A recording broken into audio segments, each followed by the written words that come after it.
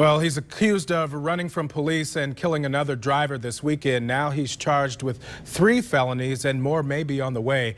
24 Hour News 8's Henry Erb is live in Hastings with what we know about the 19-year-old driver who police say was drunk driving. Henry? Yeah, in a cell behind that chain link and razor wire sits 19-year-old Matthew Nazonoff. He made his first court appearance from here today on a closed-circuit hookup with the judge. Do you understand the charges? Matthew Nazonoff has a black eye and his face is scratched from his end of the Saturday morning crash. He got tossed from his SUV after he T-boned another car at an intersection near Wayland. Nazonoff didn't have much to say during his brief meeting with the judge. One thing he did say sounds a lot like a confession. I know I've messed up and made bad choices, and it's going to stick with me for the rest of my life no matter what. Nazonoff could go to prison for the chase and crash. Each of the 3 charges carries a 15-year penalty. The county prosecutor says they might add more charges depending on what the accident reconstruction finds. We checked with the Secretary of State today, and it turns out that Nazonoff's license was suspended because of a crash in Hastings last winter.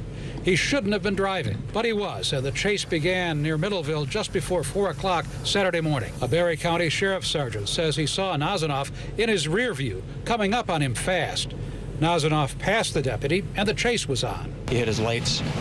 We got no response, turned on the siren, and he thought he was getting a response when the vehicle was turning left on Adams Road.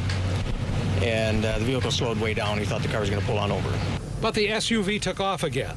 The sheriff says the chase lasted just 4 miles and ended when Nazonoff T-boned the other car at the intersection and killed the other driver. The investigation into the crash is not over. It'll take a couple of weeks to finish the accident reconstruction. And there's an internal investigation into whether the sheriff's sergeant followed department rules during the chase. Make sure that our deputy was doing the right thing at the right time.